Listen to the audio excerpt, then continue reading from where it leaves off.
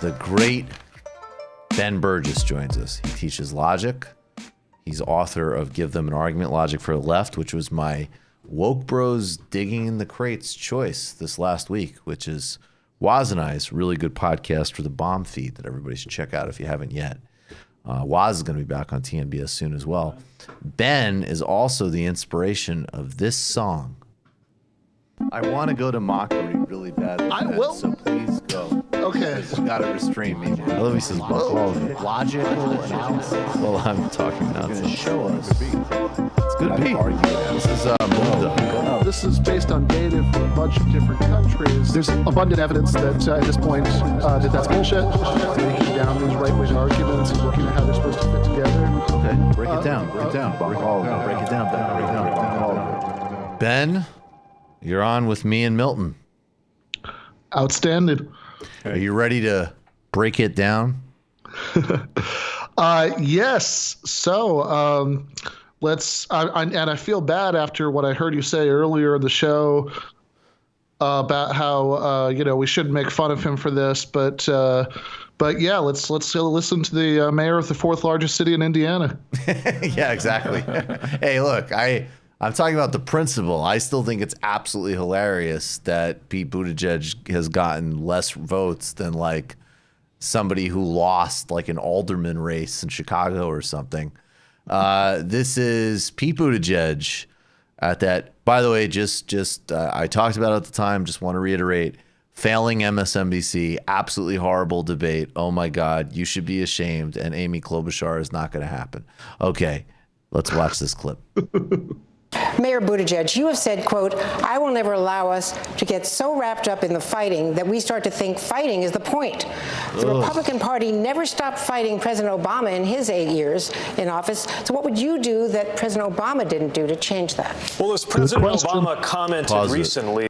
Well, I would be white. All right, go ahead. The Republican Party never stopped fighting President Obama in his 8 years in office. So what would you do that President Obama didn't do to change that? Well, as President Obama commented recently, we are now in a different reality than we were even 12 years ago. And to me, the extraordinary potential of the moment we're in right now is that there is an American majority that stands ready to tackle big issues that didn't exist in the same way even a few years ago.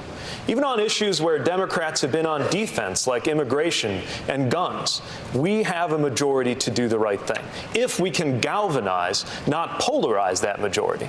For example, on health care. The reason I insist on Medicare for all who want it as the strategy to deliver on that goal we share of universal health care is that is something that, as a governing strategy, we can unify the American people around. Creating a version of Medicare, making it available to anybody who wants it, but without the divisive step of ordering people onto it, whether they want to or not. I really don't like this guy, like on such a visceral level. Okay, Ben, I've taken care of the gut part of the reaction. What's the logic part? Okay. Well, if you think about arguments from analogy, if somebody gives you an analogy, they say, hey, what you're saying isn't going to work because President Obama tried that. Right. And it seems like the same thing that happened to him would happen to you. If somebody gives you an argument like that, then what you need to do are first show some disanalogies, some ways in which the cases are different, and then show white. Which would have at least been one honest one, but you didn't do that. And then you need to show why those disanalogies are relevant. And quite apart from everything else that we could say, that we have said before on the show about why this idea of a two-tier healthcare system where you have the public option and then upper middle class people can buy their way to the head of the line, and why that wouldn't have why so many of the advantages of a Medicare for all single payer system would not exist in that system. Right. Just putting all that aside, just thinking about this just as a little logic exercise, as a matter of responding to an argument from analogy, this is bizarre because not only does he not point out a relevant disanalogy, he doesn't even point out a disanalogy. Basically, his answer is, I would succeed where Obama didn't because I would show how reasonable I was by only asking for a public option and not single payer. Wow, which actually sounds like I mean, That sounds like Obama. Exactly what Obama did. It just so happens that several years ago, when Obama was elected president, the playing field was so far to the right that a hidden Medicaid expansion, which was the best part of Obamacare, and then essentially a patient protection bill, and then a subsidized monstrosity of overpriced, terrible private healthcare plans was, unless you were going to do something radical and challenging of the system, that was probably all you could pull off.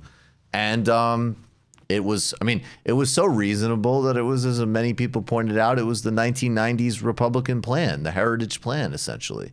They still tried to absolutely rip him apart. Some of it obviously is race. Some of it obviously was his name. Others of it wasn't. Other parts of the Republicans just get power. Right. And they would do exactly the same thing to Bob Smith. Yeah, they would just have less material to work with their base, but they will do the same thing to Pete Buttigieg. Yeah, I think so. I'd also suggest that homophobia could be part of the Republican playbook. That would not be unprecedented. Certainly. But also, okay. So I'm going to make sure through the force of my reasonableness that that we don't get so lost in the fighting. We think the fighting is the point. Blah blah blah blah blah. All like this much more canned and much less convincing version of the Obama message. So if the disanalogy isn't that he's going to propose something different, is the disanalogy supposed to be that the Republicans have gotten more reasonable? That was implied. That was implied. So, like, in the era of Donald Trump, the Republicans are saner than they were in 2008. I guess did a fist bump by proxy for you, Ben. That was good. Right. No, that was just like, well, after a couple of years of getting much more reasonable, I mean, look, Trump isn't the Senate Majority Leader. Maybe there is a world where if Trump was Senate Majority Leader, Pete could walk in, show him a poll on healthcare, and tell him that Ivanka has a really great ass, and maybe there could be 5 hours where they thought they had a deal until Trump decided something else when he was talking to like Newsmax Alpha Daily online stream or something, like the Twitch stream. Well, Ben Burgis, we're gonna really need to. I mean, I don't just want Pete Buttigieg to lose. I want Pete Buttigieg's brand to be tarnished for generations. It's just so utterly depressing and devastating watching him talk. If at all possible, if his vote total in Iowa and New Hampshire could closely resemble what he got in South Bend, that would make me happy. That's right. But with a lot less harm to poor and black people in the process. Yes. Ben Burgis, thank you as always. Give them an argument. Logic for the left. The great Ben Burgis. You just watched a Michael Brooks show video. Subscribe to get them all. Why wouldn't you? Don't be foolish. Click subscribe below and become a patron as well. Patreon.com/TMBS. Thanks, everybody.